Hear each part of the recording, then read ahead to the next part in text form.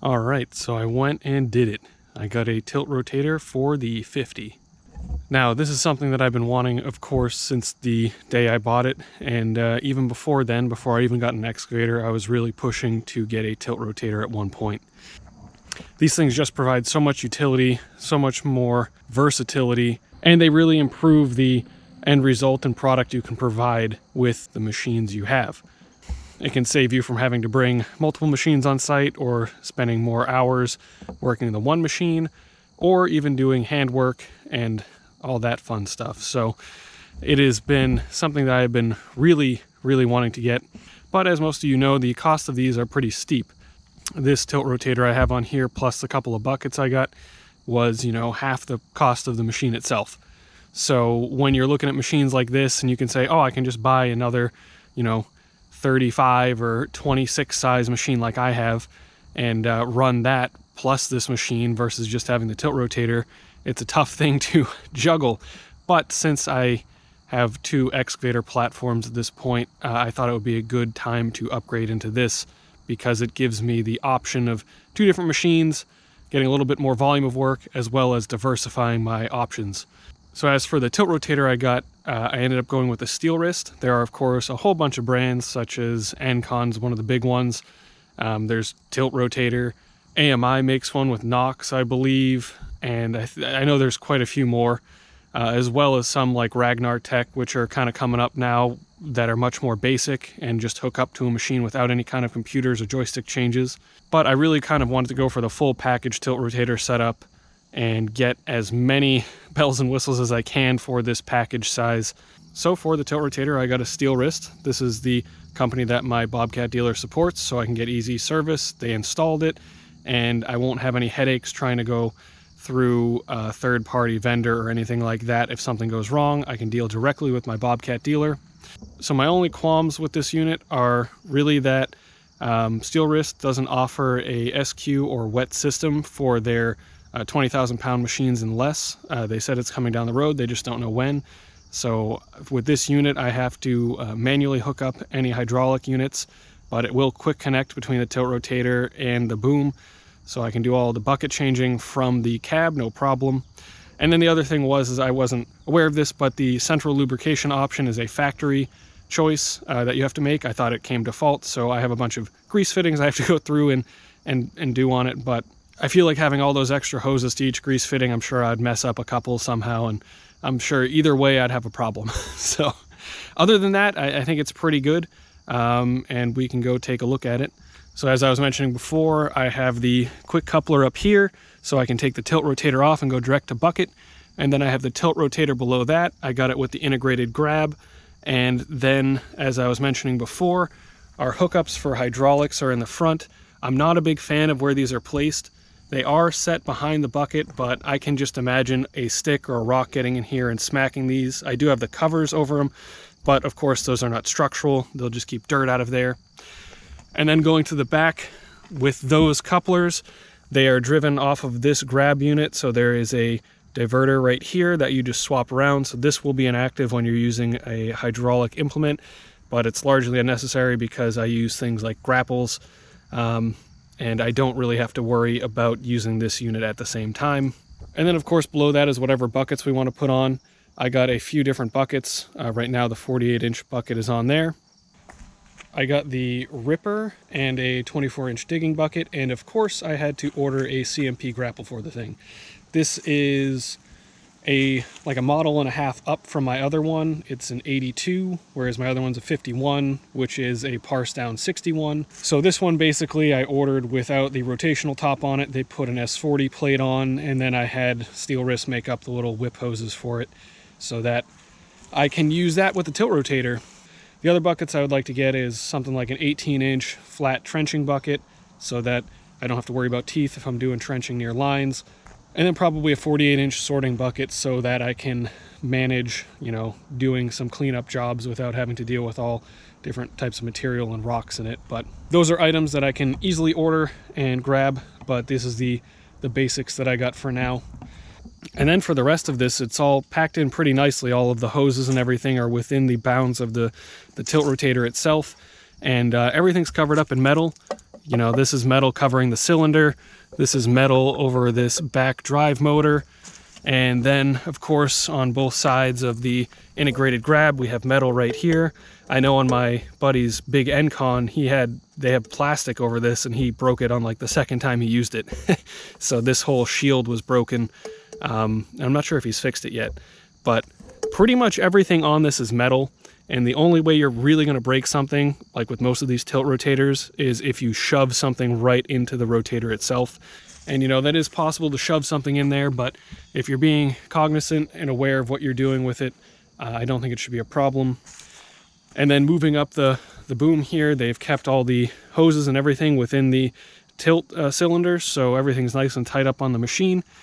And then, of course, if I do want to take the tilt rotator off, I do have to unhook these, as it's not a full SQ system.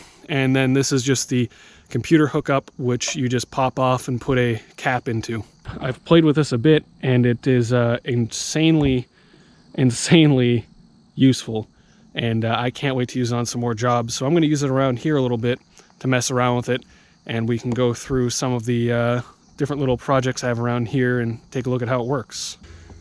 So I figured we could go in the cab here and take a little look at the computer interface that they have. It basically allows you to do quite a bit of adjustment to the system in its entirety. So I wasn't given any instruction on how to use this. I kind of just figured it out because I didn't ask. I just said, yeah, I know how to use it. So in the little computer here, we have a couple different options.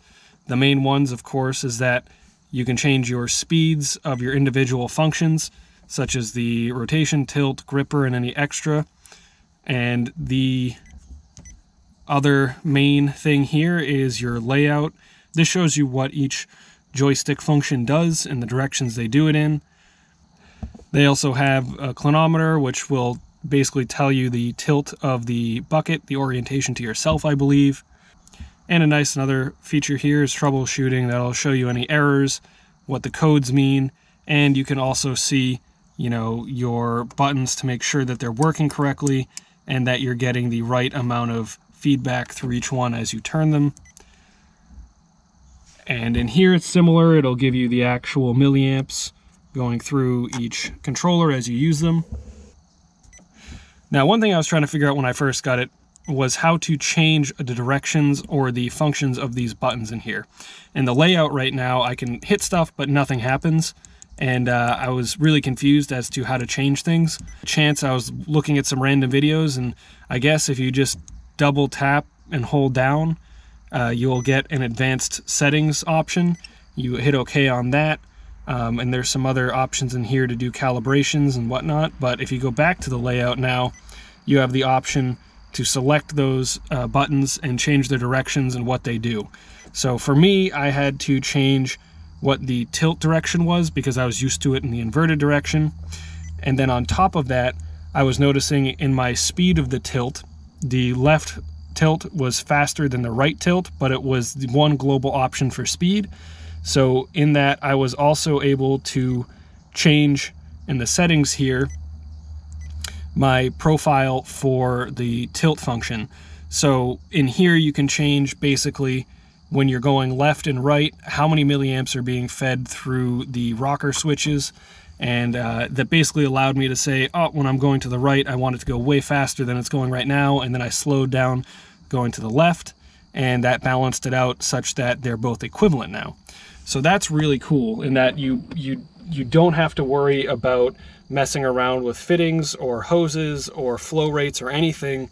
It's all done through the computer, and because of that, it basically allows you, as you can see in the first menu here, is you can set up a couple different profiles so that if I'm using it or my dad's using it or one of my other buddies is using it, we can have our own profiles for which rockers do which thing, and that's really nice.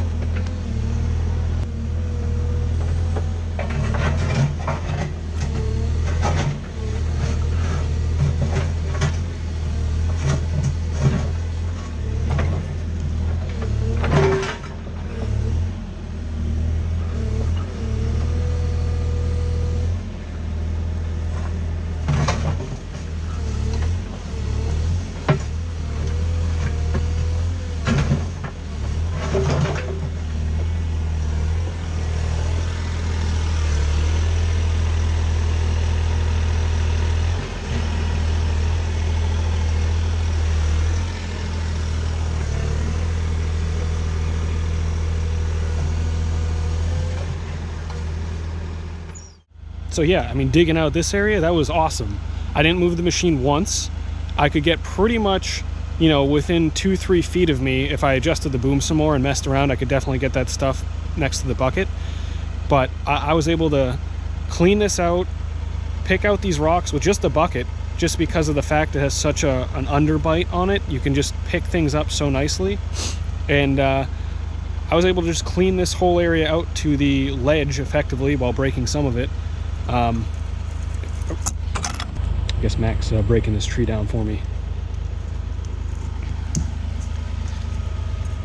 But yeah, I mean, I was able to clean this out. I mean, it was kind of rough because it's a big flat edge bucket with all this ledge in here, but I was able to sneak right through it. It's just awesome. I mean, the biggest thing, again, is just the efficiencies and how you can adjust the bucket.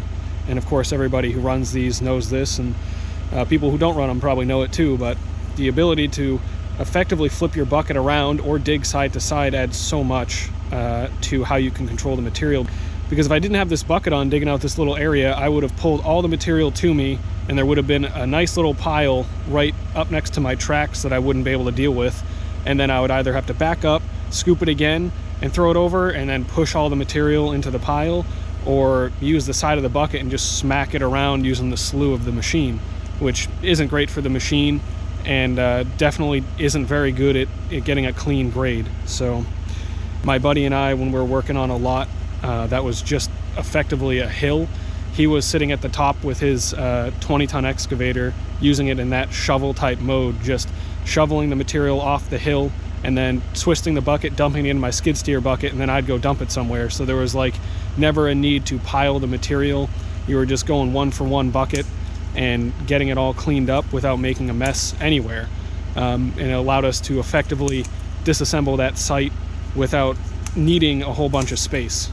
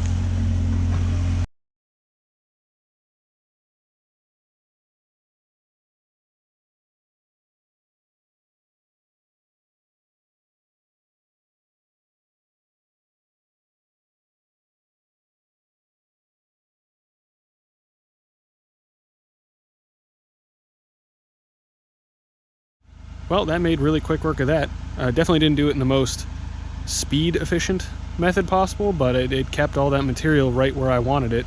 You know, I was able to dig that out, put it in one pile, swipe everything in, smash it all down, and then swipe the spoils pile right back in on top of it, and clean out the little ditch that I have here right beside it while picking out some roots and stuff. I mean, that's something that I would never be able to do to that efficiency with a regular tilt bucket, because what would happen would be is I'd dig out the initial part, pile it, and then I would have to reposition somehow to smash all that material in, because I can't really side swipe with a tilt bucket on. It's just really inefficient. So I'd probably have to drive the machine diagonally and yank all the stuff in.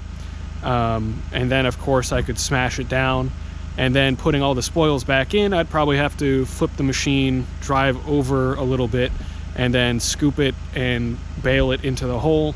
And then of course I'd have to, you know, dozer blade some of it and clean it up. And, you know, effectively, instead of having the machine in one spot moving back and forward just because of my reach, I would have to reposition the machine at least 2 to 3 other times to actually pull the material correctly. You know, once you start using it, you just think of all these ways to go about moving the material, or where you're putting the material, like, that's not a problem. The biggest problem you generally run into using an excavator platform is scooping from a stockpile of material. Usually you want to be on top of it because you're pulling the material up and into the machine as if you were digging it out of the ground. But when you're sitting next to it like this, I would just be throwing it all into the machine, getting it in the tracks, and just constantly having to back and forth push the material around. Whereas with the tilt rotator, of course, I can just flip it around and use it like a mini skid steer or a shovel action and keep the material right where I want it and clean it up nicely. This is just really fun. I like using this. Ideally, I would like to have the skid steer here so that I can start, you know, moving materials around. I do want to move all those logs out of the way. Actually gotta... So this whole area right here has just kind of gotten overgrown. It's where I've been putting all the attachments, but what I'd like to do is move all of those and the logs and just go through this and just sweep it clean and try to figure out what I want to do with this space. Maybe what I'll do back here is actually start trying to clean up this pathway. I mean, what sucks is I have this big piece of ledge right here that I'm pretty sure I can't break up unless I got like a 20-ton excavator in here. But what I could do is spread out some of these materials, clean up this bank from just being the straight sheer cliff that I cut it out as, and then maybe clean up some of this.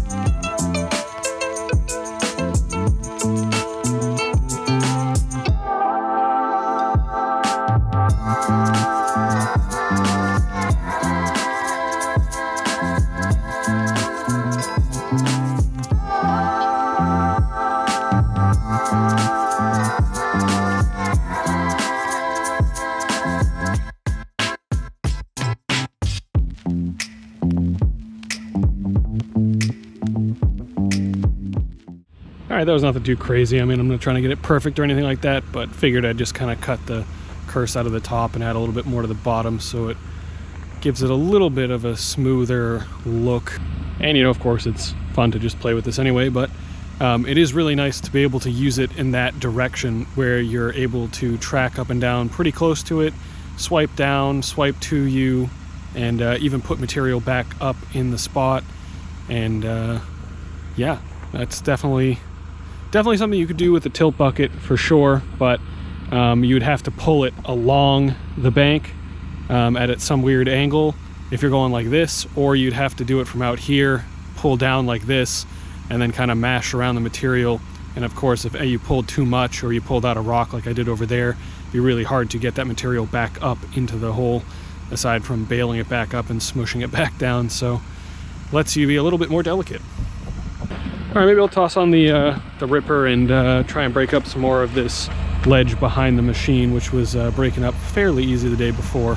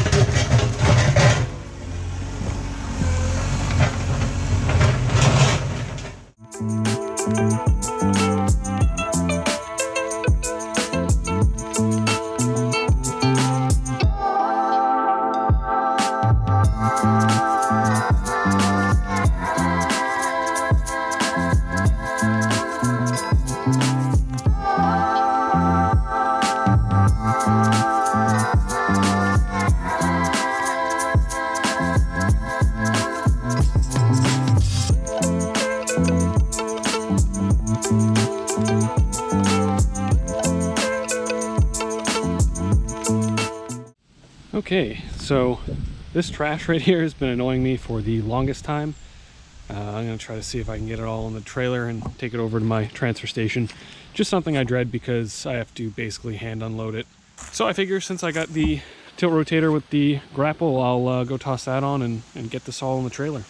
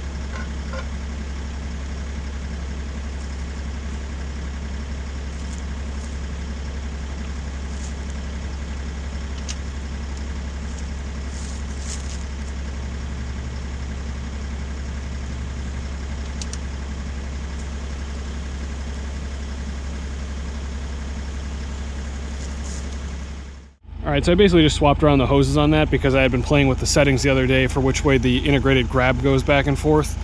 And since they set up my hoses and the fittings on this with both the male sides on the tilt rotator, I can freely put these in any direction without having to swap fittings. I'm just going to mark them to remember which way they go so that my closing direction on the joystick is the same for this and the grab, and I don't have to relearn or mess with any settings every time I change this. But overall, for plugging this in, it's pretty easy. Just the recommendation via the CMP and pretty much any hydraulic attachment you have is before you disconnect them, you always want to drain the pressure.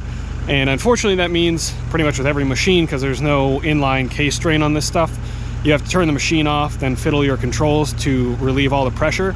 But that saves you a whole bunch of work when it comes to plugging them back in, because as soon as they get any pressure in that closed system, you have to sit there cracking fittings just to get the thing to plug back in.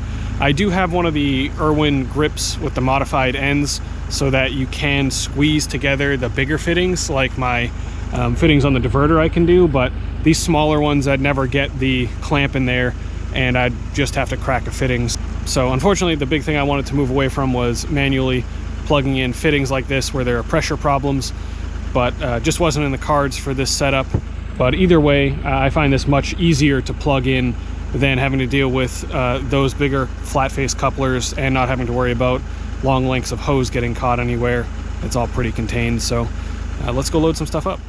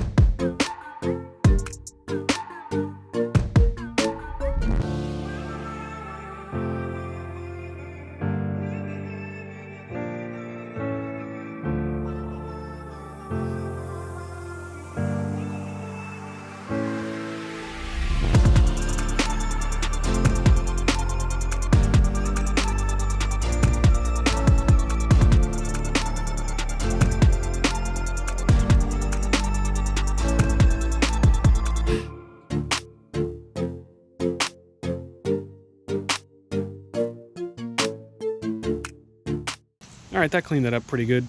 That was pretty much all old wood or fence paneling, and it was pretty decayed, so any of the smaller stuff will just decay with the rest of the sticks when I clean this area up.